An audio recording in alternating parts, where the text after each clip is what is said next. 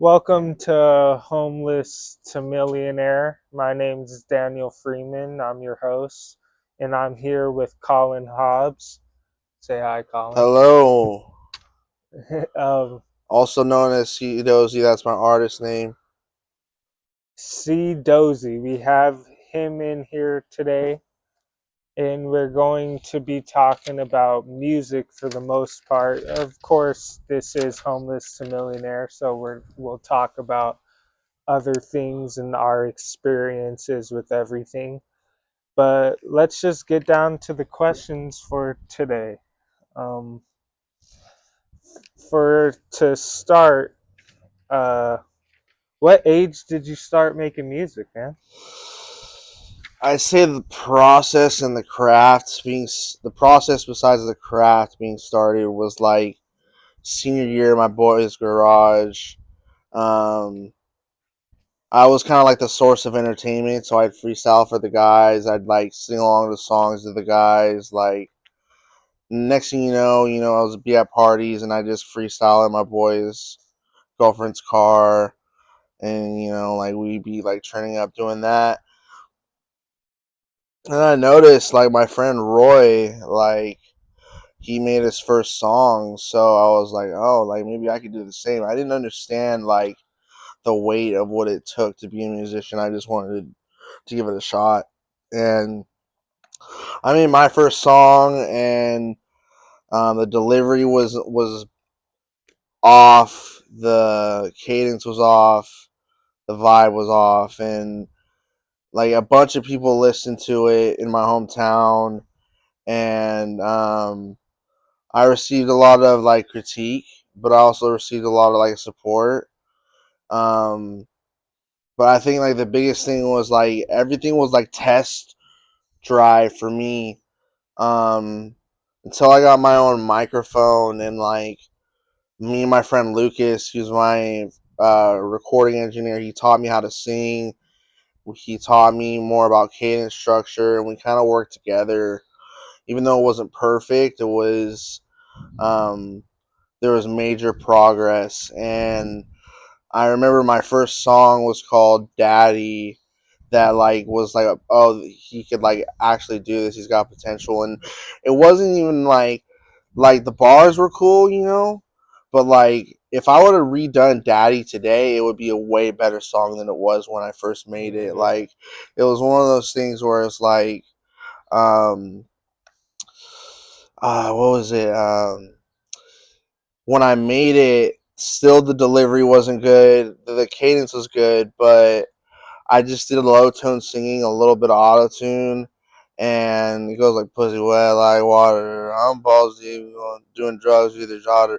I'm gonna pull up, going in for the slaughter. I'm I'm your doing daddy, you're a drugs with father. your daughter. That's Yeah.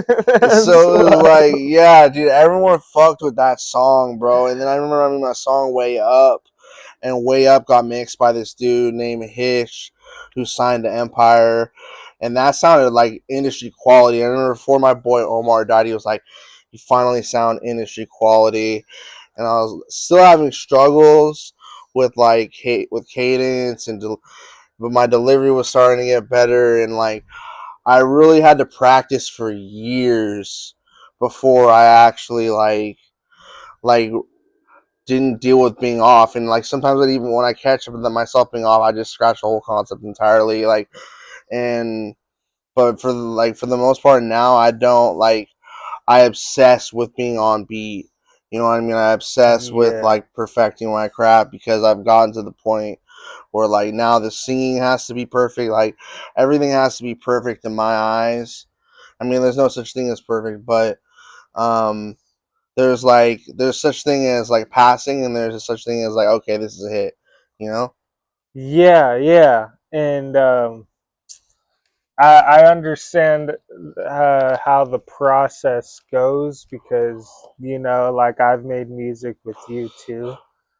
So I understand the process and of it all of having to be perfect and everything. Uh, but what age was it when you decided to go through this process, like when you started rapping with your friend at So like when I actually started my craft, got my mic and all that, I was probably like 20, 21 years old. 20 or 21? Dang. Yeah, like I was like recording like I recorded my first songs by then, but like actually starting to record like I was in college and um yeah, dude, like I lost a lot of support from like the people in my community though. So I recognize that like promotion and actually getting real plays and all that is a whole different ballpark, which is like why recently I Hmm. started like paying for a subscription through United Masters. When my song War Scars drops on my birthday on June 16th, it'll be getting promoted because there's nothing more frustrating than making good music and like almost force feeding your friends to listen to it, and that's the only plays you get, you know? Yeah, and I get that. Do you think you're gonna do music forever, or do you think there's gonna be a time where you retire? Because for me, we've already had this discussion too. So like, I'm I retired. would have to meet a woman and have children in order to stop making music. And even then, I don't know if I would. I'm kind of torn on it, but that's the only deciding factor is having a family. Um, it's an art expression, and I think like the beauty of it is I don't have to make it to get something out of it. I make it because it feeds my soul. You know, especially like the recent direction I've been taking with my music. I scratched a ton of songs, probably like 7 to 8 songs I scratched because they weren't aligning with my values. And I just decided like if I talk about women, I'm not gonna like degrade them.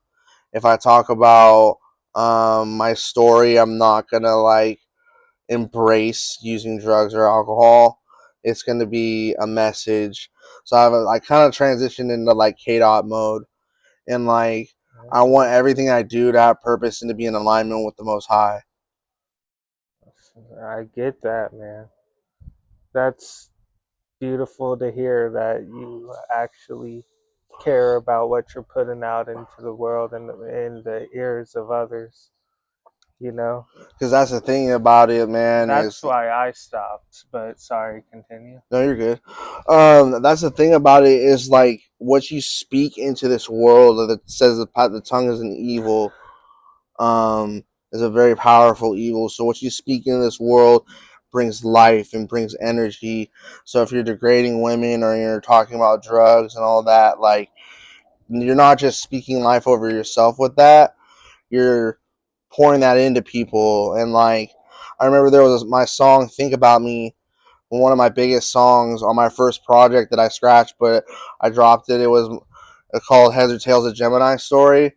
I replaced like the Tony Montana's face with my face with a Scarface cover, and kids in high school were listening to that and saying, "Oh, we fuck with Cee Dozey," you know, like yeah, it was cool to have support from kids from high school, like hearing that. But like I think back now, I was like I would want like them to hear something like War Scars, you know, like something about like my pain and stuff, not something about like um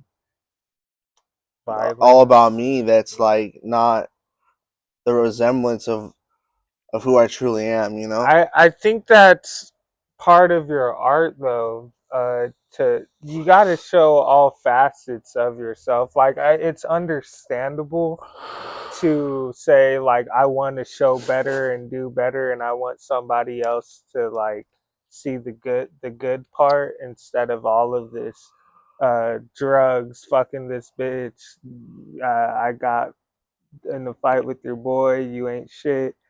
Like I think it's just such a good thing to as an artist to be versatile in everything you do. So like Yeah, in yeah, but if it makes you feel some sort of way, that's your soul speaking to you yeah, on what what you have to do with your music, but don't ever be afraid to Well, see, put like that let stuff me out. explain to you how I'm still able to express my dark side, like in like War Scars and in my song Fantasy and in um Time Flies. I still talk about my agony. I still talk about my relationship with lust. Like it's just there's a way to do it to where it's not manifesting negativity. Mm, okay. So that's what like is like my biggest thing is like is what I'm doing like promoting something that I shouldn't be doing, or is it giving the hearer, the listener, something to come to terms with, like damn, like this dude's struggling, like I I see that, and I don't have to live like him, or I can learn from him as he's learning himself, you know? Yeah. Like And my song Fantasy that I just recorded was on like it's a Ramirez Poya type beat. It's like some G Funk type stuff. Like that stuff, that song is like I don't like I actually talk about my experience with women and with indulging, but I don't like say like, oh fuck that bitch, or like, you know what I mean, or whatever, you know what I mean? Like mm, that's the thing that kind of frustrates me is I made a song called Jezebel's in Disguise and that shit was a banger, but it's like it's low key degrading. You know what I mean? Like and like that's just the difference is like I made a similar song to Jezebel's in Disguise called Fantasy that's just as hard, that gives the same message of what I was trying to portray in Jezebel's in Disguise. I understand that. Um, where does your passion stem from? Pain. Yeah, pain. I used to do it for attention, for validation, but now it's my pain. I'd say like the biggest thing is um, everything I do is to ensure that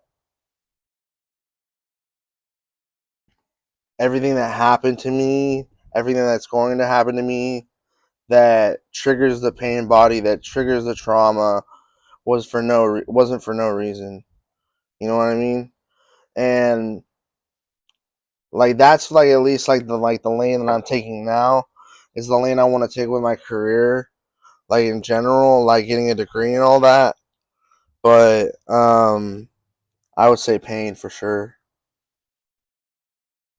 It's definitely an expressive art, an expressive sport is what music is. So it's understandable to be expressing your pain through music and using it as your passion. That's one thing I It's think's another thing too, important. man. Even when I was making songs like NASCAR and making songs like No Shame, I was in the studio doing cocaine.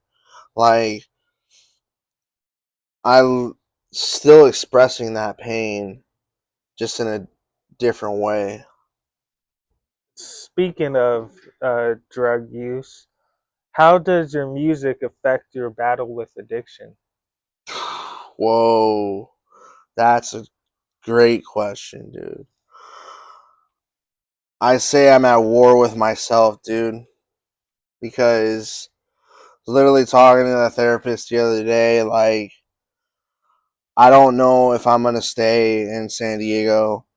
I just like am kind of like tapped out on my closest friends, and I wouldn't say tapped out. It's just like they're heading like it's it's hard to say. It's just like it's hard to be there for people 100% of the time, especially when you know they're capable of more, and you know that yourself is capable of more. So like I just say like I don't have transportation to my church anymore. I don't have a car. You know what I mean? Like the only way I would stay in San Diego is if I go on OP and actually like grind to get a car. That's the only way I would stay. But even then, part of I'm going to be an uncle, and I really miss my family, and I just don't like.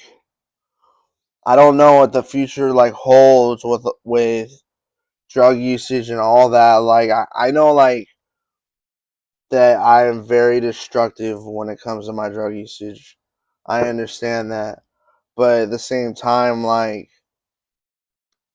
I've been putting in all this work, and sometimes it feels like it's for nothing, and it feels like the mountain is so high that I have to climb in recovery that it's like that it's not feasible. Okay. I know that's a Wow. fucked up answer, but it's like it's Yeah. just the truth, man. Like, but I can't. That's why I have to think in 24-hour increments. Right now, I'm just worried about doing the next right thing for today. It's not a fucked up answer, really. Again, that's just your own battle and your own fight with it, and it's a hard thing to overcome is addiction. It's one hell of a beast. So I'm wondering, I've talked to you before about it. Yeah, apparently, from what I remember, you've been homeless for one day before, right? Yeah, So one night. one night, one Yeah. night. Okay. Did your addiction have anything to do with that, or? Yes, because I was in a sober living. I didn't use when I went out, but I was delusional. Um, I've had a lot of different experiences with mental health and a lot of different experiences with psychosis, most of which triggered from religious trauma, which I still believe in God and all that. But I consider myself a follower of Christ, not a religious person, you know? So, but that had a huge play into like how um, I was thinking. Like, I thought that I was like going to be a beacon of the apocalypse, and like I believe that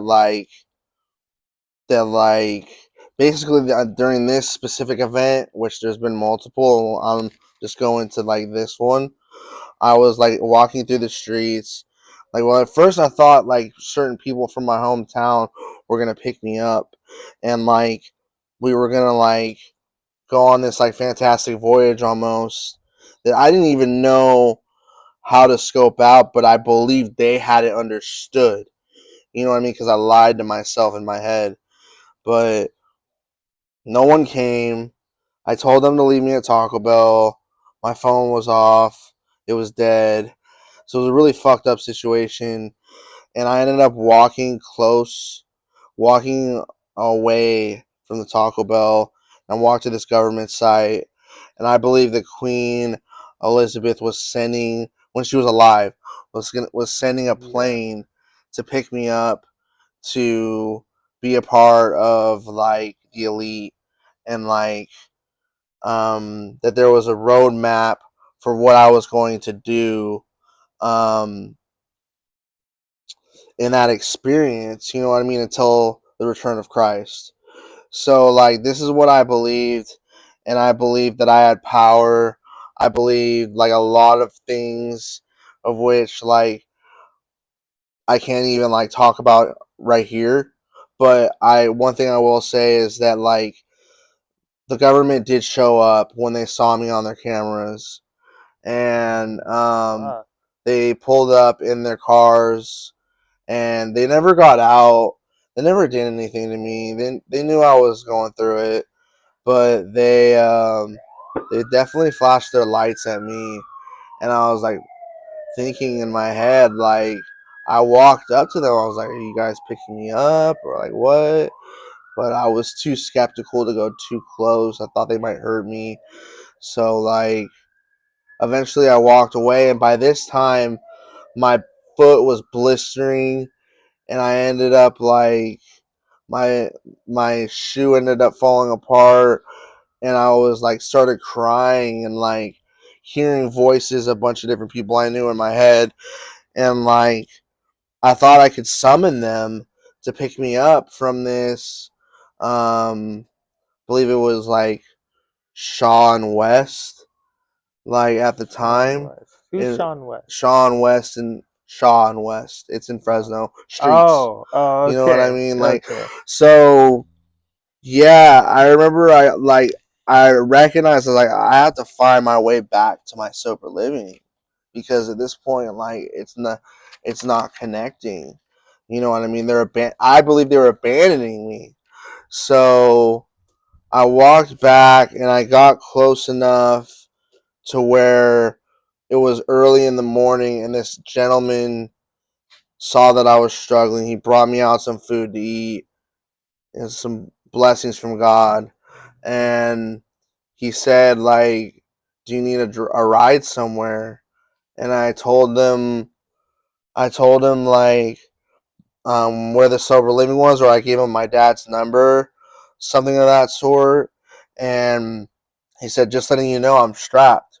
You know what I mean? Because like I don't feel safe around you. So if you try something, I am going to like pull my gun on you. So I was like, I'm not gonna do anything. You know what I mean? I just want to get back to my sober living. So he drove me back to the sober living, and I ended up getting taken by my father to the mental hospital. Damn. How does it make you feel going through all of that? Like, That's one thing I will say about sobriety is I don't want to experience any of that shit again. Like I don't want to experience, and I don't have to. I have 2 years clean from going to the mental hospital. I may only have like close to 50 days sober, but my mental health has been intact. Um, I just think the hardest thing is like anticipating what's next because I could I could go back home and like make it work for a while, but if I don't put in enough work back home, I'm gonna get my own apartment and I'm gonna use with my friends. oh And no. like, and if I stay here, the road is even more treacherous in a different light because San Diego is a beast in itself. I don't want to go to sober livings. So I'm in like a scenario where like I don't know. I feel like I need to go home, but it scares the fuck out of me because like of like losing so many people in my life and not just that, but like I don't know. It's hard, man. I'm sorry you have to even speak about this. I feel kind of. No, don't even. It's just what it is, bro. It's life. Yeah.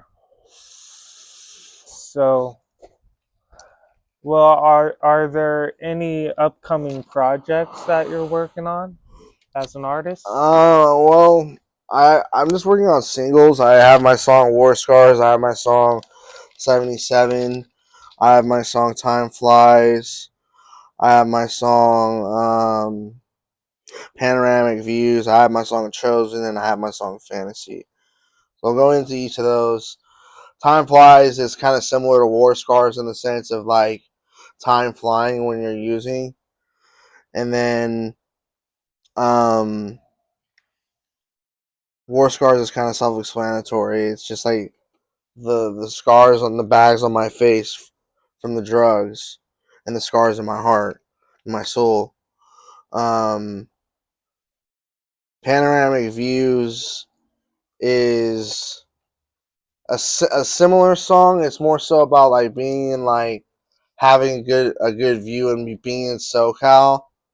Um, but it's also about like my struggle. Um, the thing I love about 77 is like it's just a flex song, but there's nothing that's like there's still some purpose to it too, and there some little like messages in there too. So, the good thing about that song is like it's a straight vibe, but it's also Um, got some messaging in there for like my story and stuff, you know. And then my song "Chosen" is about being chosen by the Most High, and my song "Fantasy" is about my experience doing things that I shouldn't be doing with women Okay. without degrading them. Okay. I don't think is fantasy the one that you just recently sent me to work on. Yeah. Okay. For anybody who needs help working on a logo, hit me up. I'm your guy. Anyways, I'm gonna go into some more questions of just what I would ask the normal person on the podcast. Okay. Okay. I know we did music today because you're our special guest, and we both do music, so or I used to do music, so I You're know. not done yet, bro. I'm not letting you retire yet, bro. Uh, Maybe I'll make uh, something you else. gotta be in the good spirits. Yeah, I do. Um, we'll definitely talk about that more, probably on another episode Yeah. Yeah. if we have For the sure. the time to do that when you're still here. But um, so my first question, uh, getting into this new segment of homeless to millionaire, is what would you do with millions of dollars? First thing I do would be take my parents to Europe. I'd probably like buy my mom one of those hobbit houses in Ireland and just take care of her and like just completely move to Europe. If I had millions of dollars, I wouldn't live in America anymore. Um, I'd probably move to have a house in Norway, have a house in Germany, have a house in Italy, and a little house for my mom in Ireland.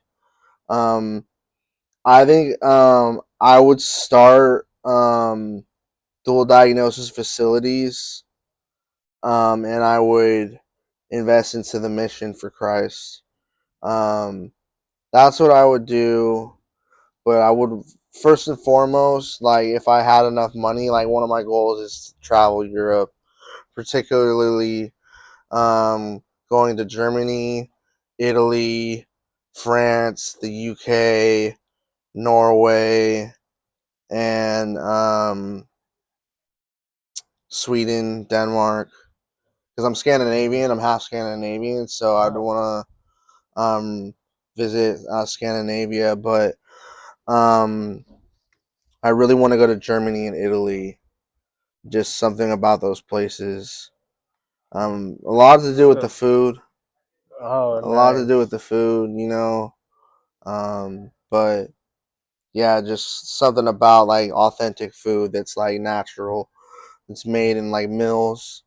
You know what I mean? It's not made processed, anything Yeah, like that. It's it's just like the good shit, you a know? lot of processed food here in America. Get something new. I Yeah. I get that. So doing a lot of traveling, helping mom out with the house, helping dad out with the house, going down to be with Christ and all that. Yeah, I would want to do mission work in the Mission middle. I work. would want to at least start mission. I wanted to say that, but I'm not sure if I heard you right. I was saying you wanted to be a missionary. Yeah, yeah, I would want to at least finance it. Oh, You okay. know what I mean? I would want to finance Oh, people to go to okay. the Middle East. I would want to finance people to go to Africa, finance people to go places that are uncharted. Um, yeah, but I've always like one of the ideas I've had that I don't know if this will ever happen. Would be Anything is possible. would be starting a church in Norway and calling it Greenlander Chapel. Oh, that's beautiful, man. Greenlander Chapel because like I ended up, you know, like the whole concept behind it is like being an American Viking, basically. It reminds me of the Great Gatsby. He sees the green light at the end. Yeah, because The, Greenland, like that's where the Greenland. Vikings went But before they okay, landed in Canada. Well, that's a theory, at least. It's not confirmed. It's not factual. I believe it happened, though. yeah, I think that you can do it. You can do whatever you put your mind to. Um, so where do you see yourself in 5 years? Uh,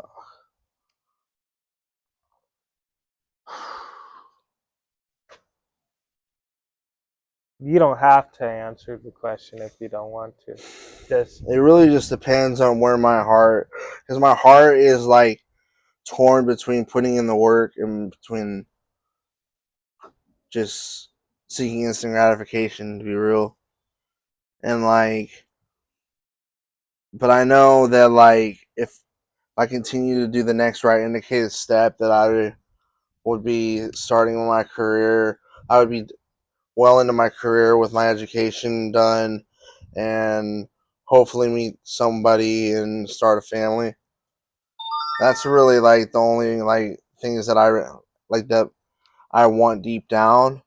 But I also want like finite things that don't serve me, if that makes sense. So it's like I'm torn with like what I really want out of life at this point.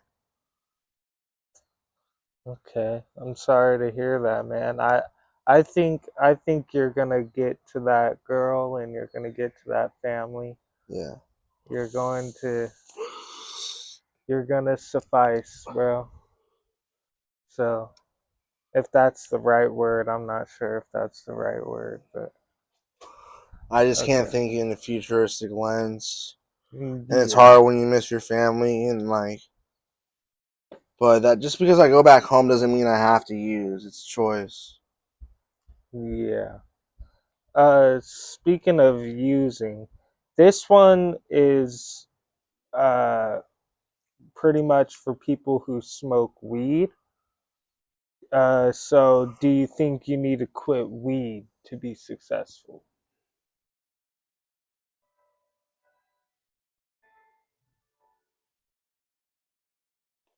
Hmm.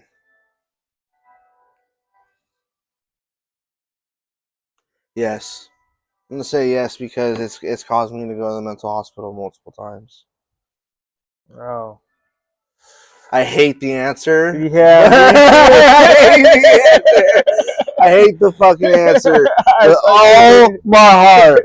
But I have to answer it like that because like I've been to multiple institutions. I'm not going to name like the total amount, but a lot of institutes. And for the longest time, I didn't want to admit that marijuana was a factor, but it was a huge factor. Okay. And that's understandable. I'm a guy who fights with weed all the time, Yeah, so yeah, I'm just like uh yeah. It's a tough one, man. that helps me. That really makes me think like, do I need to quit weed to be successful? If most people say yes, it's probably a yes. Yeah, Like yeah.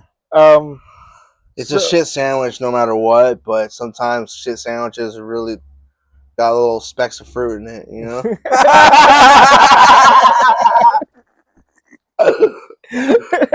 yeah. Um okay, so this will be our last question. Okay. What are the goals you are setting to be successful? I'd say right now it's just focusing on like getting my education finished by 2020 by spring 2026. Mid spring I'll be graduating. Um, and going possibly extending my stay here in the program and getting a car so that I can like um stay in San Diego possibly and still visit my family. But besides that, And I would say like working on getting low income housing once I go back to work. So that's where I'm at, bro. Nice. Well, You got to keep it simple, you know. For me right now, it's just like the next right indicated step: getting a car, getting a place, and finishing my degree. You know?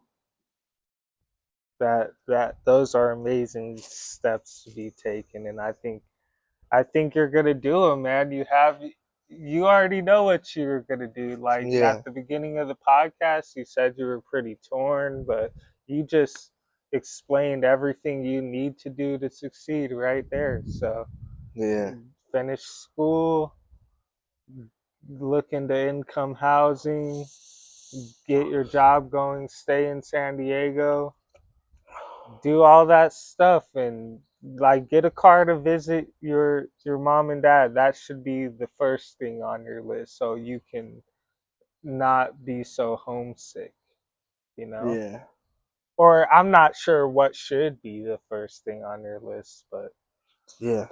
It's of definitely a course big thing. But it is. thanks for having me on the podcast, Yeah, brother. thank you, man. I'm so happy to have you on here. Next time I will have a gift for you. I'm sorry I was ill prepared. This Oh is no, just no problem at all, bro. Like the fact that you got me on this podcast is a gift in itself. all right. Well, thank you, man.